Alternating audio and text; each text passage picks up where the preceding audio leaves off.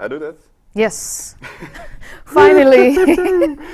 Good morning, and nice that you're watching this very first Tools for Dummies live from the Media Lab.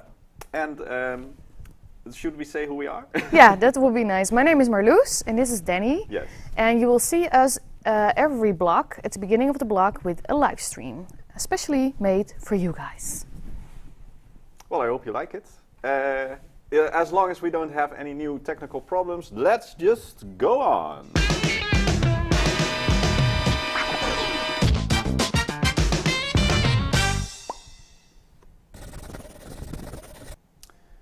And what are we going to do this block?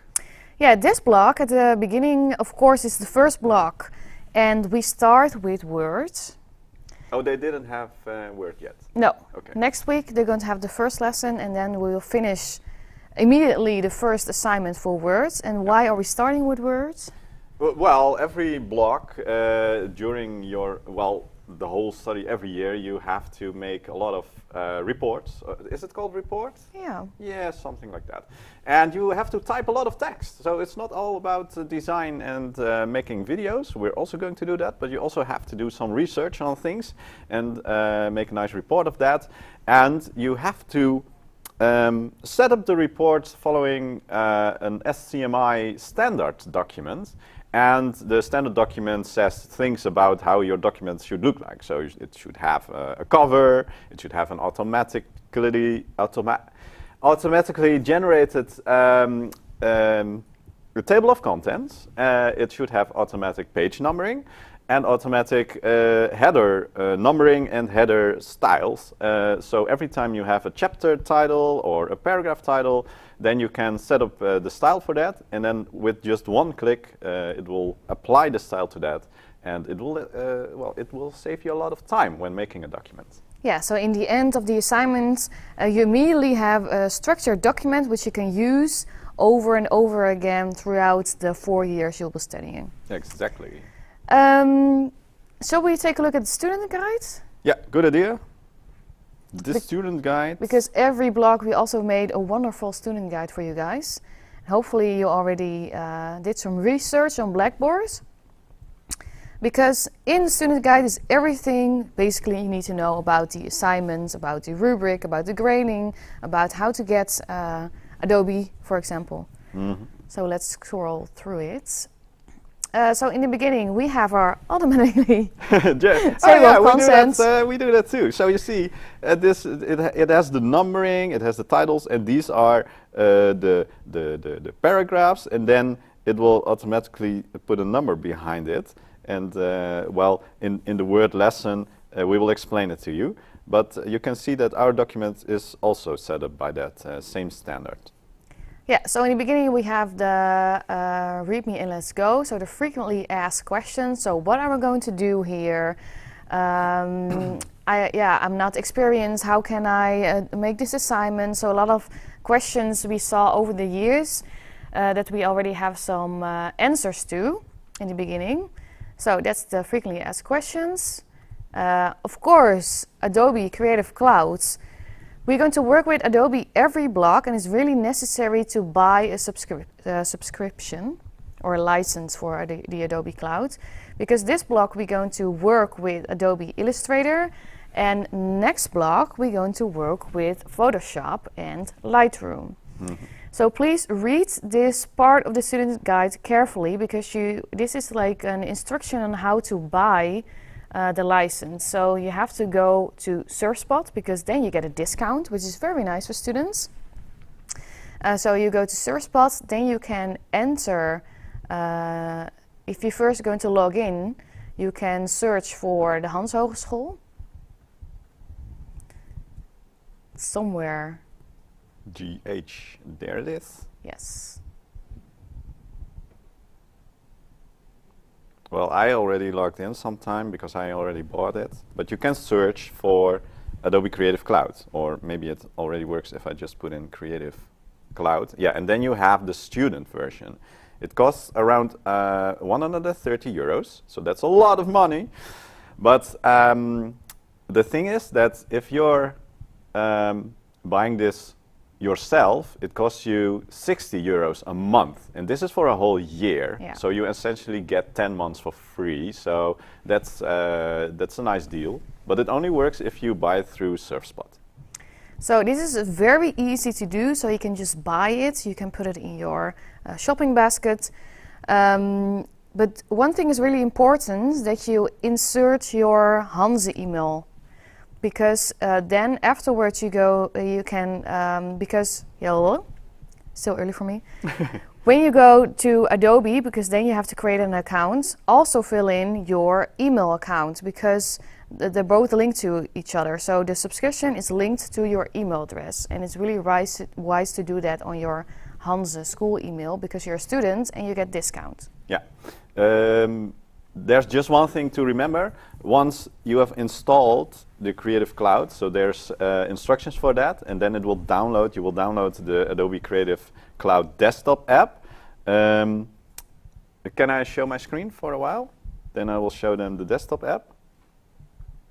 That looks like this, and it contains all of the Adobe apps that we're going to use. So you can choose to install everything you like. So Illustrator for this block.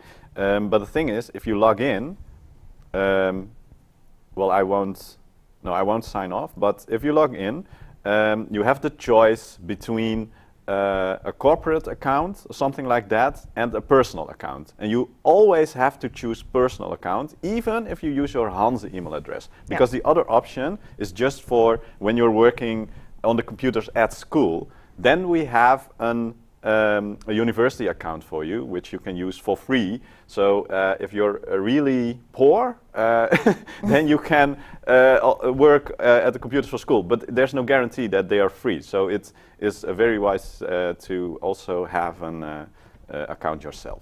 Yes, and I think it's still the same, that you can have the account on 2 devices. Yeah, you can work on 2 devices at the same time. Then choose a friend. Or make some friends. Or make a friend, a classmate. And then Marloes will make the account, and then once she's done with registering and buying the stuff, then I will pay her half of it, and then I will use her credentials to log in. So please then subscribe to an email address that you can both use, and use a wachtwoord. A password. A password. Yeah. So that's about Adobe Creative Cloud. So next lesson, of course, next we're going to work with Word. But if we finish early, then we already like to start with Adobe. So it's really wise to do the installation and to make an account this week, so we can start right away next week. So. Any questions about that? Feel free to ask them in the chat, and then we'll be happy to answer them. Okay, that was Adobe. So let's go back to the student guide for a while. Yes, so you can see that we are now in the Media Lab. So that's where most of the lessons of visual communication takes place. So why do you guys have a live stream at the beginning of the block? Because we would like to share some theory and the basics, so you can use this live stream at home. So if you want to rewatch it, or if you, it's just an extra support for you guys to help you make the assignments. So that's why we do a live stream at the beginning of every block. So the workshops are in class, and you are scheduled together with 2 classes. So that's something new, but also with 2 teachers and 1 supporting student teacher. Yeah. So we're 3 people, so it's very luxurious. But in class, we directly go to work. As we said before, next we're going to work with Word. In the end of the lesson, hopefully you all finish that document. Then next workshop, we will work with Illustrator. In every workshop, you create something. So that's the goal. So in class, you're definitely going to work and try some things out in Illustrator. We can show you what the workshops what they have. So the first Illustrator workshop will be making a typically Dutch snack, and that's very funny to do. A little block of cheese in a 3D style with a little flag that's waving. You might ask yourself the question, why would we? Why on earth? Would we make a block of cheese? I don't have anything with cheese, and my infographic will not be about cheese. No, but the thing is that by making these things, you will already learn a lot of Illustrator techniques that you can then apply to your own work. So on the left, you can see already a lot of things that you will learn by just making a little flag and a block of cheese, and it's things like applying colors, making shapes, rounding off corners, working with the corners, the so-called anchor points that we will show you in a while, switching between several tools, and so on. So there's a lot behind this. What you can see if you take a look at this row of skills, 10 techniques. Yeah. So, and in every workshop we continue with making something else. You can see that in week 5 we're going to work with a pencil, and we're going to make an animal or a piece of fruit, or like a polygon animal. And then the week after that we have some advanced training, and afterwards we have still some time that you can ask for feedback, of course. So we have a walk-in session. Yeah, and well, I don't know how they look like on did you also put the? Okay, let me log in. Did you put the cards on Blackboard as well, so they can take a look at what they do? Yeah. So for every class, for every workshop, we have exercise cards. Exercise cards, yeah. And so we work a bit different. So we already have like exercise cards, so you can start right away with what you're going to make. And in class, we help you with guidance. But if you feel like, I already want to start, you can start. Feel free. No one is going to hold you back, and no one is going to pick you by the hands and this is step 1. Now we're going to make a triangle. No, because Illustrator is all about doing stuff, making things, and while you have spent time in the program, you'll learn about how to use those techniques. So a lot of doing. Yeah. So in the beginning, you will find yourself struggling a bit, and yeah, well, having to take a look around and finding the right objects and the right tools for certain kind of tasks. But then after a while, you get the hang of it, and that's the thing with this. Learn by doing. So if you are using this program a lot, and you will during the next couple of years, then you will get used to it, and then you won't have to think about what to do anymore. So it's like driving a car. Yes. So on that's Blackboard, the goal. Yeah. The goal is that you can drive the car at the end of the year.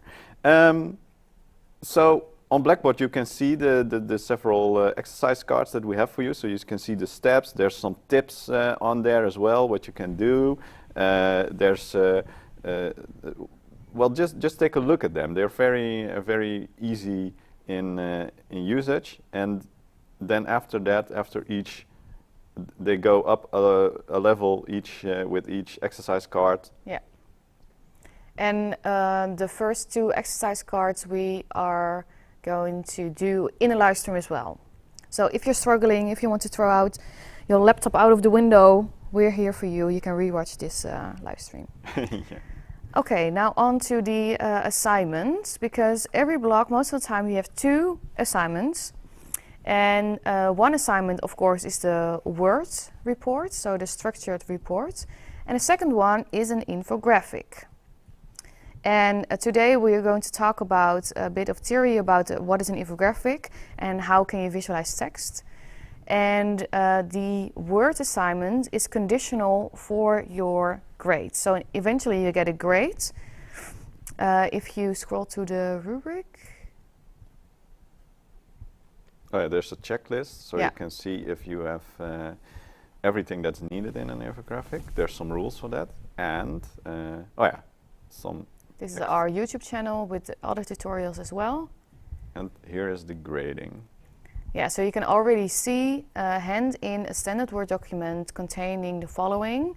Yeah. And all these requirements have to be in the document, so you get the grade for your infographic. So it's conditional requirement that you hand in the Word assignment. Yeah, it might look like a lot, but we did this in one lesson within 2 hours. So yeah, you can finish by doing this at school. That's nice. And so you get a grade and upon your infographic, and it's about the content, of course, the layout and the color type, and the shapes. So it's a lot of information in the rubric. So if you want to know how it works, the grading, take a look at that. And we're also going to talk about it in class, and we're going to explain what maybe shapes mean, or what elements are perfectly aligned, what is aligning. Yeah, exactly. Yeah, so the terms mentioned here are terms that we use during the lesson, and are terms that are coming back in the Illustrator program. So you will have buttons for Pathfinder, for Shape Builder, and those kind of things. Yes. Yeah, and the deadline, I think. Ta-da! The You 4th can cut it of out, November. paste it on your toilet. Yeah. And you can also always see that Friday the 4th of November is the deadline. Yes, for both assignments. So that's easy to memorize. So you're going to hand it in on Blackboard. Yeah, how do I hand it in? So we explained that, how to do that. Always hand in an Illustrator file, so the original AI, and a PDF export. We will also explain how to make a PDF. And then on Blackboard you find the hand-in assignments. I can show it, but on my computer it's in Dutch. So on the left side you will find inleveren opdrachten. In English that's hand-in assignments. And then when you click on it, you can see several folders in which you can find the visual communication. And then you can see maybe one for Word, maybe one for everything. True. If you click on it, then you can see something like this. And you can search for your files and then upload them by clicking on Send. And then we will receive them and we can give you your grade. Yeah. So there's a lot of information in the student guide. So if you have a question, first take a look at the student guides or come to class and then email us, because we have so much emails every day, and some of them can be solved by just reading the student guide, for example. Yeah. So let's talk about the infographic, the assignment. Because that is what you're going to make. But what is an infographic? Yeah, so let's take a look. Sorry. So you will be making an infographic about the topic or the issue of your project. So it's project related. So in the end of the block you have some research results, and every person in your project group is going to make individually an infographic about that. So the issue last year, it was food related. So that's why we also made an infographic about cheese, as an example. Mm-hmm. But still the techniques are the same and you can use it in your own infographic. So what is an infographic? Yeah, an infographic is, as you can see here, it's a translation from something that was text first into something that is text and visuals. And well, why do we do that? Well, you can of course tell a story by just typing out an A4 full of text and then just paste it somewhere or place it into a newspaper or a magazine. But usually people don't have that much time anymore. No. And they don't want to read long text anymore. They just want to, well, take that information to them visually. Think about yourself. I think you will find it a lot easier and a lot more fun to watch a short video on something than to read text. And that's why the infographic was invented. There are a lot of reasons how to or why to use the infographic. And here are some of the reasons. So one example, people remember 80% of what they see and only 20% of what they read. So a lot of us have a visual learning style. We remember things much better when we see it than when we hear or read it. Yeah, and if you look around in your own environment or go to the supermarket or take a look at the paper, infographics are everywhere. Yeah. So we have an example already, I think, for an infographic. Yeah, we made a small example for an earlier food issue, something like this. And if you take a look at it, this thing, although there's not much text in there, it tells a lot, and you can guess and you can understand it by just watching the pictures and the little icons that are on there. So what would the subject of this be?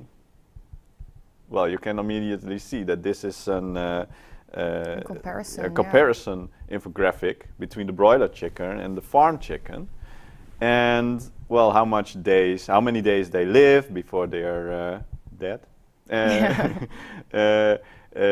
What their average weight is throughout their life, if they get antibiotics. So to tell that story, to show you the information, we make use of icons like, well, a little egg. A little egg for the day he was born, for the antibiotics he gets at day 10. So this is a timeline, how much days the chicken lives.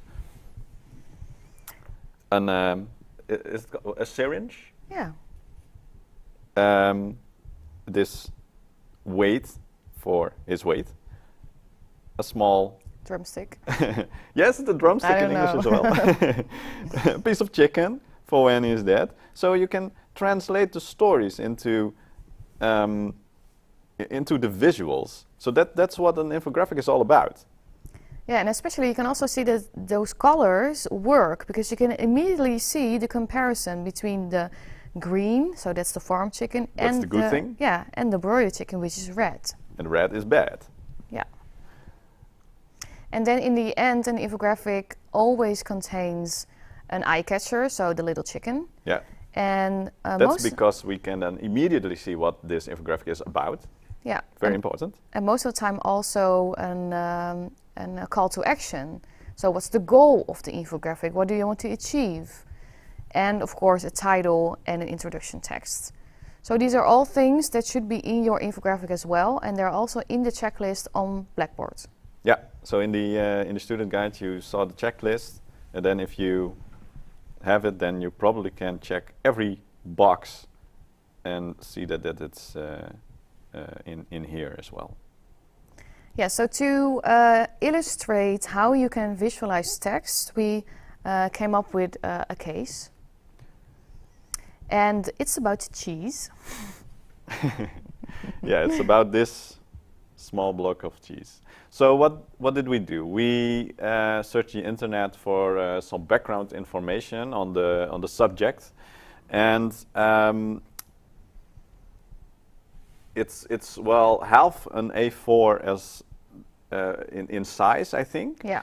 So it's not that much information, but there's a lot of that in there, and we can try to filter out information that is interesting to visualize. And a lot of the times you will see in a while that it will be about numbers, because numbers, information that contains numbers, is easily visualized into something else. So let's take a look at that. This is the piece of information that we have about the cheese consumption around the world. So we can see a lot of information already in there, a lot of numbers. So every year in the Netherlands we produce 650 million kilos of cheese. So that's a lot, but we're not even the biggest, because we're only the 5th largest cheese producer in the world. And you can see one Dutch person eats an average of 10 kilos of cheese per year. But we can see that a Frenchman eats way more. And a German. More than twice as much. Yeah. In China they don't like cheese. They don't eat it. Well, then we have some information about which cheese is popular. And how long it takes to mature. So we have the young cheese, semi-cured. Yeah. Oh yeah, young semi-cured and old cheese. Young cheese matures 4 weeks, 16 till 18 weeks for the semi-cured one, and the cured cheese 7 to 8 months. So that's a big difference between the ones. And then, okay, then there's some information about a couple of provinces where they eat cheese the most and cheese the least. So maybe now you're a bit overwhelmed. If you have a lot of text with a lot of data and you think, how am I going to visualize this into graphs or icons?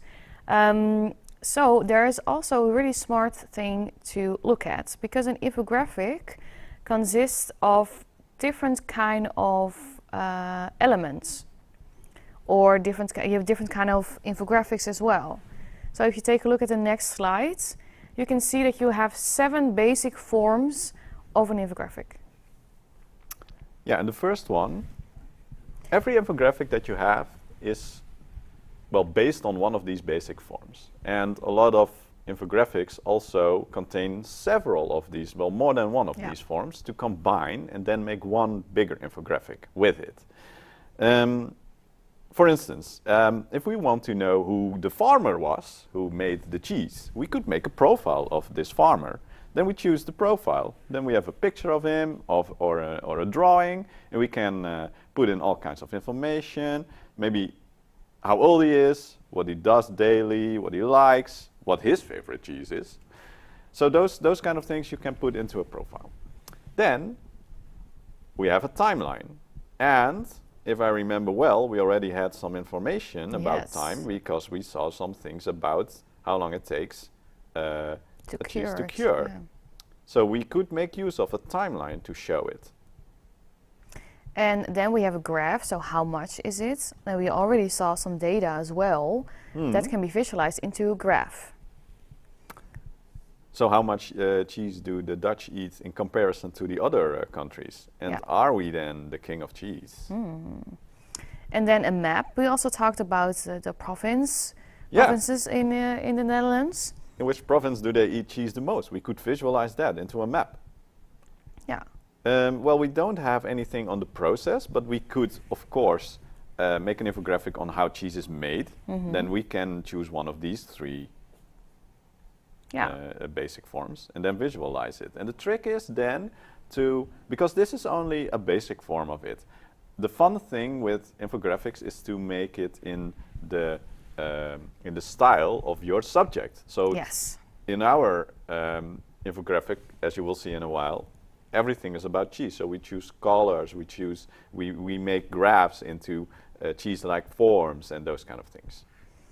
Yeah, so if you take a look at the case again, and we made a selection of the text we want to use, or the data we want to visualize. Yeah, so let's highlight the information that we have. So these are all the numbers. This is already more that we think, we can work with this. Yeah, so this is also a thing that you will do. Is the infographic that they're making is not based on any interview or something like that, right? Yeah, it is. It's based upon the research results. Yeah, okay. So first you have research, and out of the research comes things like we have in this text, so numbers and maybe some facts and those kind of things. And then out of that you can make selections like we do over here. So write down the numbers, write down the comparisons that you maybe can make. And of course, you cannot fit all information into one infographic. So make a selection. What's most important to tell? What's the goal of your infographic? So we did that too, and you can do this with the help of questions. Yeah, you can take those questions into account, or the goal of your infographic into account, while coming up with the questions that you want to get an answer to. So you already think about the information that you will later on tell in your infographic. So you will have a lot of information for that. So. And you can use the who, what, where, which, when, how, and how much questions. Yeah, because those translate into the basic forms of the infographic. Because this is the who is it? The timeline tells you when is something happening. how much, that question is answered in a graph, and then so on. So where in a map. So that's what you can use to... It's very handy to use. So now we have already scrapped everything away. How much cheese is consumed in the Netherlands in comparison to other countries? Yeah, so that's a how question. How much cheese is eaten per province? Well, the most in Friesland, at least in North Brabant. What is the most popular cheese and how long do they need to mature?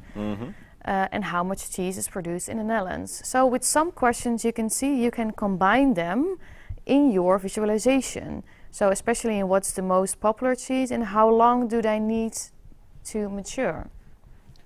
Yeah, so we came from here to these questions and the information that is filtered now. So now the next question is, how do you visualize the questions and the answers? Well, just as we told you with these 7 basic forms. So we have these questions, how much cheese is consumed? So we can now take a look at these ones, how much? Well, we could use a graph for that. Where do they eat? How much cheese is eaten per province? So that's also on how much. Okay, well, we could use a graph for that, but we can also combine it or show it in a map, because that's where the provinces come in. Yeah. So there's a lot of choices that you can make. And then it could look something like this. Ta-da! So see, we had the basic forms. So this is the very basic thing of it. But then we made it in something that fits our subject. Yes, so it's a lot about, you can see, of course, a lot of yellow with a nice contrasting background, so the blue. And of course, it all starts with a good title. You can see the Netherlands, the king of cheese. And then we have an introduction tag. So what is a typical Dutch lunch? A sandwich with cheese. Cheese is a big part of the Dutch culture. However, is the Netherlands really the king of cheese? Yeah, and that answer is... that question is answered by the graphs that we have. So this is a small one. It could be much more comprehensive, so there could be a lot more information. But let's see if we can recognize the several kinds of basic forms in this infographic. So what do we have over here on the left? So we have a graph about how long do they need to mature and what is the most popular cheese. Yeah, so this is a timeline, actually. Yeah, you have 4 weeks. 18 weeks and 32 weeks. Yeah. So that's the kinds of cheese that we have. So it says young cheese in the middle, the semi-cured, and the cured one. So we have these little details. So the young is still fresh and shiny, and then the little fly is on the old one. The color is also a little bit different. So you can that's a way to visualize it. And what's the most popular cheese? We have also a ranking, so first, second, and third. Yeah. So that's what we did by the sandwiches. The sandwiches with a piece of cheese on them. Then we used our cow, polygon cow, our polygon cow that we made, to show that 1 kilo of cheese is made by using 1 liter of milk. No, is it 1 liter? Wasn't it 10? Maybe. Could be a little, there's a little... a little mistake. Little mistake. Yeah. 10 liters of milk. Oh, yeah. That's funny. Sorry, I'm only human, so... Yeah, so okay, yeah, so 10 this liters would of be, milk. 10 liters of milk. But there's also other ways to visualize this, right? Because we also could have a bucket filled with milk that shows how much liters is in there, and then say, but we chose to use the cow. But you're free to choose whatever you want. Then this is where the block of cheese comes in, because we used it in our infographic. Yeah, with about cheese consumption. And you can see that it's immediately clear what this is about, because you have the flags of the different countries sticked into the cheese. And it would even be better if it was, if France was first, because that's the biggest cheese consumer. Yeah. And then into then zero. Germany, then the Netherlands on 3rd place, and then Japan and China. Yeah. So we shuffled it up a bit. you can also, well, make changes in how big one is. So the winner, France, could also have the biggest piece of cheese. That's also a way to visualize using using differences in size, because the biggest thing is the most important.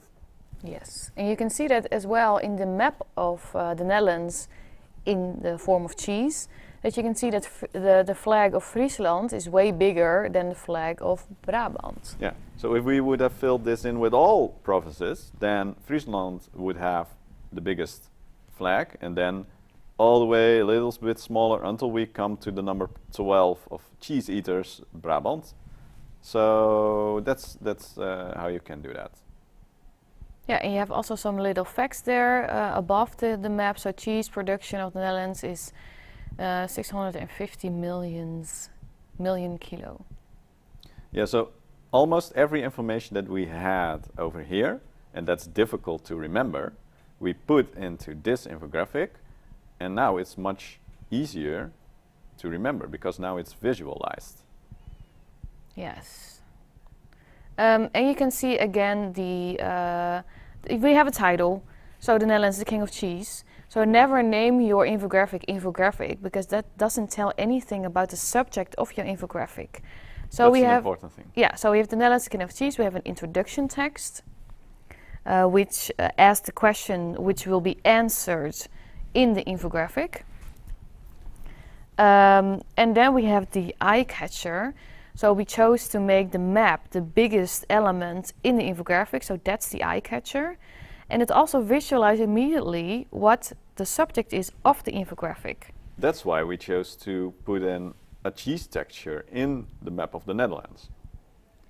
And then in the end it's very small, but we also have a kind of a call to action or a summary, like a little summary of the answer of the question that we asked in the introduction text. So unfortunately this one is in Dutch, so there's a little mistakes in still in this infographic. I can see now, yeah. Oh, that's funny. The whole thing is English except for this last part. Well, it tells you that the Dutch is not actually the king of cheese. We eat it a lot, that's France, but the French are the winners. So hopefully now you have some insights on what is an infographic, what should be in there, what are the working elements in an infographic. Now, if there are no questions anymore, we switch over to Illustrator and we're going to show you how you can actually make that block of cheese. Yeah, so that's the next big question, how to do this in Illustrator. Okay, so what are we going to make? A block of cheese. Yeah, so we start easy, just as in the first lesson that you will have with the flag. We're using a basic shape, a rectangle. We copy it a couple of times, so we have the basic form of the basic shape of the flag. Then we combine it with a vertical placed rectangle again. So it's basically just 4 rectangles. And then we will round off the corners, so it will be a nice little saté-prikkertje. Yeah. As we call it in Dutch, the saté-prikker. It's a little wooden stick. Well, they sell it as toothpicks in the restaurants, but I wouldn't recommend using it. No. And then after that, we make a piece of cheese. That's basically just, as you will see, only a rectangle and a triangle. Yeah. And then you will have a little house. But by manipulating the corners of it, we can change the perspective and then make it into a block of cheese. And then, in the final step, we combine the two of them, and then we have our snack. Yeah.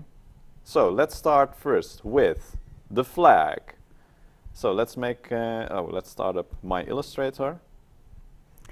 Yeah, and in Illustrator, I think you guys maybe some of you struggle first in Illustrator because you can do so much with it. But the first step is to get to know the tools and the techniques and also recognize the shapes. Because Danny already told you, like the piece of cheese is only a rectangle and a triangle. So if you understand how those shapes come back in different kind of objects, yeah. Then you can actually create a lot of things in there. So this is the beginning, the start page of Illustrator. So I think yours will be empty because we work a lot with Illustrator. So the first thing you're going to do is to click on New File. Yeah. So New File. And then this screen comes up. And you have a lot of choices. So now it says recent because I already made an A4 in the past a lot of times. But there's several, well, how do they call these things? Yeah, templates. Yeah, it's templates actually, yeah. Oh, it already says it over here. So there's several templates that you can use. So if you make something for a mobile phone, then you can choose one of these because it has these pre-set resolutions. There's also for print and video, but we are going to work on print. So let's first start with that and choose the A4. And then you will see that it will show it in points, but it's actually easier to work in millimeters for this one. So let's put it on millimeters, and then you can see that it's just the normal width and height of an A4. You can choose your orientation, but for your final infographic, I would recommend not to hold on onto your A4, but use as much width and height as you need. Well, don't make it into meters or kilometers. That's funny. Some people did it like that, and then they said, "Well, my computer is crashing," and that's because they turned this into meters, and then it was a lot. You have a very big infographic. Might be funny, but just see you can change the height of this and add some extra millimeters if you need some extra space. So do that. You could add a bleed of 3 millimeters to be able to work well beyond the borders of your paper. So you will not end up with a white border on your paper once it is printed at the print shop. The color mode, well, for print, it is CMYK. CMYK is cyan, magenta, yellow, and the K for the key, the black color. Yeah. It's like the little cartridges in your printer, if you have one at home. But I usually stick to RGB, and those are the colors for digital work. Yes. Because I make a lot of animations, so I can start in RGB, so we have the white color space of your screen, because it has more colors than CMYK, and then afterward, when exporting it as a PDF, because that's also part of the assignment, then you can convert it into CMYK colors. And then this one, leave it at 300 ppi, the raster effects, because if someone adds a shadow effect or something like that, then the resolution, so the points per inch are high enough for print work. If it's lower, medium or 72, then and you will print it, then you will see that it will get all well. Yeah. The quality just goes pixelated. down. Yeah, pixelated. It's pixelated. So don't do that. Leave it at 300. Okay, then you can then click on Create, and then you will see your first canvas, as it is called. And immediately you will see a lot of buttons. So we have buttons over to the left, we have buttons over to the right, and we have them on the top of the screen. Well, maybe not in your case, because the standard default setting is a workspace that's called Essentials, and it will look like this. But in our tutorials, we work with the top bar as well, because it gives you easier access to some settings. So first go to Window, Workspace, and then set it to Essentials Classic, and you will have the top bar as well. And it will give you easier access to the fill color, the stroke color, and to the settings like the width of the stroke, and it changes based on what you choose over to the left side. So if you choose text, then you can see the options for text. Yes. So for these exercises, we're definitely going to work a lot with the shape tool, but you're also going to work a lot with the direct selection tool. So once you hover over those different kind of tools, you can see what it is. Yeah, and what you can do with it, which is very nice, because this is new in the update, I think, or maybe This is not. Yes, there's a last couple year of we versions. didn't have that. Yeah. It does it like this, so you will get small tutorials, and this already gives you the difference between what the black arrow, so the direct selection tool, the selection tool, and what the direct selection tool, the white arrow, does. So with the black selection tool, you can move objects on the whole, but with the direct selection tool, you can manipulate them and then change the anchor points, as they are called. See, so the anchor points are the small rectangles that you can see on the corners of an object, and you can move them around and then make new shapes. Shapes. Which is great. So first, start with making rectangles, I think. Yeah, because we need 4 of them. 3 horizontal and 1 vertical rectangle. So click on the shape over here. If you hold it down, actually, then you can see that there's a lot of extra shapes in there as well. But let's start with a vertical rectangle. I think something like this for the wooden stick, and then some horizontal rectangles for the flag colors. Now, we have 2 of them, and the other rectangles need to be the exact shape of this one. So we're going to copy them and make some new instances of it. There's 2 ways in which you can do that. First, you can click on one, then press Command C and then Command V, or on Windows, Control C and then Control V to copy them. There, another one. Or you can hold down your Option button, or Alt, on Windows, and then you can see that your arrow changes into these 2 arrows, a black and a white one. And that means that you're going to create a copy of it. And then you can just click and then drag down. And then you have a copy as well. So now we have 3 of them. Yes. And in Illustrator, we work a lot with those shortcuts. Yeah.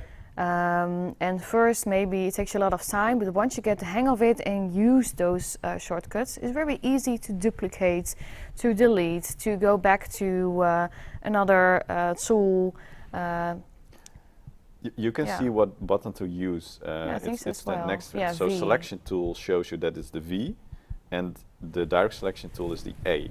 So if I press A, it will change into the white arrow. If I press V, it will change into the black arrow. And then again, with the black arrow, you can select an object and then move it around. And then with the white arrow, the A, you can click on an anchor point and then move that around. But that's what we are using for the block of cheese. And now this is the most basic version. So we are not using that. You will feel that once you have a shape and you bring it close to a different shape, that it will stick to the other one. That's very handy to use because then they're getting close to each other. So, and now we need to change the colors of these ones. Yeah, because you can see now that you have a black stroke and a white fill. Color. That's corresponding with either these 2 or these 2 over here.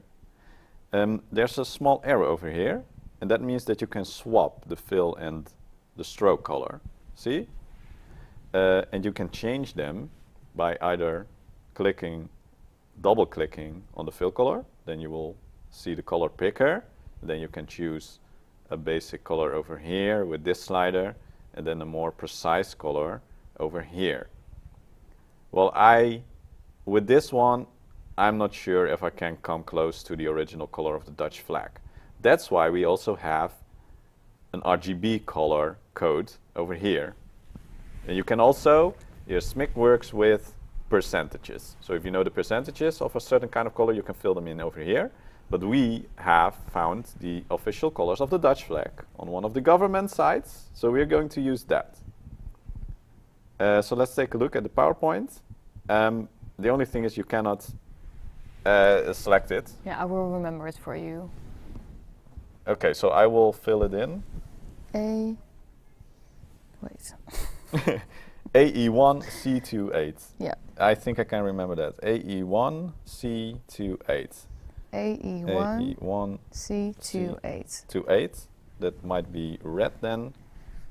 White can be white, because that's just 6 times an F, I think. Yeah. And then the bottom one is... My laptop is not working with me. Well, I will find it. 21468B. 21468B. So let's fill it in. 21468B. B, and then click on OK, and then we have the color. So that's easy to use. Now, well, I personally don't like to have those black strokes around my shapes. No. We could, but it will give you a very cartoony look, and that's not what we are searching for now. So let's disable the stroke by selecting all of these, and then click on the stroke once, and then say none. There, and now it's nicely without the stroke. And let's give the stick a brownish color. Yeah, over here. I think this might be... Yeah. Something like this. Okay? And then disable the stroke here as well. Click once on the stroke, and then say none. And then we can use this. But on the card, you can see that we also have nicely rounded corners on the top and the bottom of the stick. So let's make that. And since a couple of versions, Illustrator has a very easy tool for that, because if you zoom in a bit and then you click on this, if you're working on Windows, it might be easier to use the zoom function over here. So you can click on it, and then you will see a lot of zoom options. On Macs, it's quite easy, because then you can just pinch and squeeze, and then it will zoom in and out. Here in the corners, you have these small circles, and you can already see what it does, because there's a little icon next to your pointer. If you then click and drag it to the inside, you can see that you can make nicely rounded corners all the way up till it's totally round. So let's do that for this, and then let's see if it fits nicely over here. Yeah, it might be a little bit smaller. The thing is that once the corners are rounded, then you cannot make it any smaller. See? Then you just have to put this back to the sharp corners, like that. Then make it a bit smaller. That has something to do with the curve that this has. And then make the curve again, and then put it behind your flag. Now, if this would be the last shape that I made, then it would end up on top of the flag. And there's a trick for that to change the order in which they are showing. First, you can go to your layers panel. You can work on different layers. But you can also open up one layer, and then you will see all the objects that we have on that. So we can see the blue, the white, and the red rectangle, and we can see our stick. If we want to have the stick on top, just click and drag this layer all the way to the top, and then you can see that the stick will end up over here. See? There's also a second option. You can right-click and then say Arrange, and then Send to Back, and then it will end up all the way at the back again. So that's how you can work with front and foreground and background. Beautiful. Yeah, this is a nice little flag. Yeah. So the flag is ready. Only one thing, if we want to move this around, oh, the flag is broken. We want to keep this together. And there's a nice trick for that. We can drag, click and drag a selection box around our flag, then right click and say Group. And if you now click on it, the flag stays together. So that's nice to have. Then put it on the stick again, and then we can make a new group from these two shapes, and then say Group, and the whole flag and stick stay together. So that's about it for the flag. Yeah, cool. So now we need some cheese. Exactly. Or shall we already make this a wave? Yeah, we Because can I also think do redo. Yeah, I think we had make a wave already. yes, a separate. Yeah, it's in the end of the Yeah, when we combine it and then we add the wave. But it's not difficult to do, so let's make the wave immediately. What we now have, so this is also handy to show. If you would now go to the effects, because that's where it is, and you go to warp and give it the flag effect, then you can see that the whole flag will warp, including the stick. We don't want that. So what we need to do, cancel, go into the group, because this is a group of the stick and the flag, by double clicking on it. Then you can see that we are in the group over here. And then we can select the flag and now apply that effect only on the flag itself. Effect, warp, flag. Well, this is kind of a stormy flag, so let's drag down the bend of it a bit and then see if we can make it a little bit more subtle. I think this is nice. You can also choose the distortion, so it will give it a bit more of a perspective, see? And you can do that vertically as well. But I think this will do nicely. Click on OK, and now you have the option to go out of the group by clicking back. See, back one level, or by double clicking somewhere over here. Click, click, and then we're out of the group again, and now this is nicely done. Okay, so that was step one. Yeah, so now the cheese, and that's only a rectangle and a triangle. Yeah, as we can see in the PowerPoint. So we start by making a triangle and a rectangle. So go to the shapes again. One rectangle.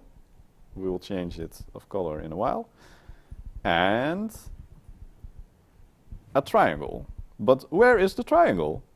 It's not there. It's not there. We need to make a triangle. Well, there's two ways you can make a triangle. One, using the polygon tool or the star tool. But the polygon tool is easier. Yeah. So there's two ways you can do that. Now the polygon tool is selected. You can drag, and then you can see that it will end up with a six-sided shape. If you hold down your mouse button and you press up, you can see that you can add more sides to it. If you press down and then all the way down, it will end up with a triangle. Now, if you then hold down your shift button as well, you can see that it will point up nicely. Then you can release your mouse button and you will have a triangle. But there's a second option. You can click once and this menu shows up, and you can just put in the sides that you want to have. We need three sides, press OK, and then it's already done. So that's a quicker way. Yeah. The only thing of this, well, what's nice of the other option is that you can see it live.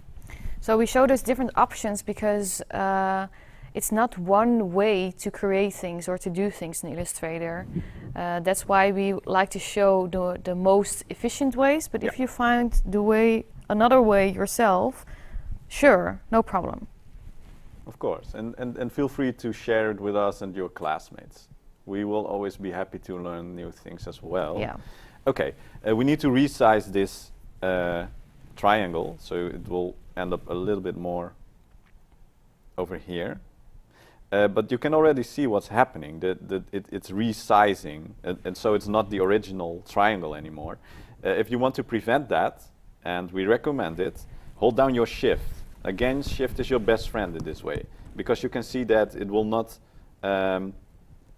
change in a deformed shape. It will stay the same, just the size gets different. And then before releasing your shift, release your mouse button, and then it will be perfectly like this. That's also the reason why in the student guide, well, in the rubric, it says circles are perfect circles. Yeah. That's also because of that. Because if your circle looks like this, it's not nice, unless you have a very specific reason for it. But also then, in that case, hold down your shift, and it will stay a perfect circle. Yeah, because we like symmetry. Yeah, of shapes, course. yeah. Well, if you're using if you're including a logo in this as well, so let's search for the Albert Heijn logo, and you include just a PNG of that, something like it. So let's do this in this quick way. Copy, and then paste it into your Illustrator. Whoa, that's big. Let's resize it. Oh, now it's not the original size anymore. Well, maybe it's, well, let's just leave it like this. We see this a lot, but this is not the original Albert Heijn logo anymore. What you should have done is hold down your shift. Oh. Serious. What's my series? Is searching for the Albert Heijn now. And you cannot change it afterwards, because if I now resize it again with shift, then it will do it based on how it was. So always before resizing, hold down your shift. Very important to do. And then you won't end up with a retarded ugly logo. No. Okay. Well, let's go back to our house and change the it huge into roof. yeah, nice and dry. Mm-hmm. Okay. Let's change this into a cheese shape. How can we do that? Again, okay, this doesn't work. We need the white mouse button, because then we can select an anchor point. You always have to switch between these two, because the white ones will sometimes give you something like this, and then you, ah, shit. Well, then you can, if you make a mistake, you can always go back by pressing Control or Command Z or Z. That's also one of your best friends. There you can go a step back. It's the black one that moves the whole object, and it's the white one that we can use to manipulate the object. Well, what we need to do to make this into a perspective, we can either drag down, again, a selection box over these two anchor points, or we can click on one anchor point, hold down Shift, and then select another one. That's nice if you have to select more than two of these anchor points, or if you want to be more specific. Once they're selected, we can drag them up, and then you can see that the left ones are staying in place, and then we can make a nice perspective over here, and we can see the first contours of it getting into shape. Okay, for the top part as well, let's move this anchor point to the front, this one to the back, and it snaps to it like a magnet, so that's nice. And then drag the top anchor point down, and then you can see it happening, right? Mm-hmm. This is our 3D part. Now we only need to switch back to the black one again, select the top part, give it a nice fresh yellow color, something like this with orange, and then give the sides something that's a little bit darker. It might be nice to first select this one, then use the eyedropper tool. That's the next tip. And then click on the top part, so it will exactly have the same color as this one. Then switch back to black again, double click on your color panel, and then give it a bit of a darker shade. And ta-da! We have a 3D piece of cheese. Now we can finish it up by adding some cheese holes. cheese holes with the ellipse so tool. weird. And now, of course, we don't have to use perfect circles. No. Okay, let's change the color again to something a bit more dark, because now we need to place the circles into perspective.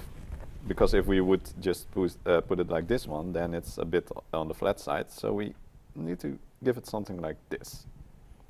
Then here, and then maybe here, another one. Yeah. And then on top, the perspective is a little bit different again. So we need to have something more flat like this. Then here, and maybe here. This is nice, right? Yeah, cool. There. And done is our block of cheese. And now we can group the thing together again. Group, make it a little bit bigger, not like this. Hold down your shift and then put your flag on top. And remember, what do we need to do now?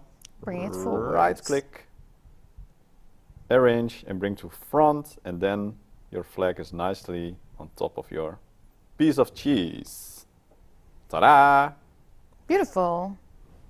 And our snack is done. Yeah, makes me hungry. Yeah, so these are, of course, it's a lot of techniques and maybe your mind is like, eh. But of course, in the class, in our workshops, we're doing this a bit more slowly, but in the end you have this tutorial, this live stream to support you when you're at home. So that's very nice. Yeah.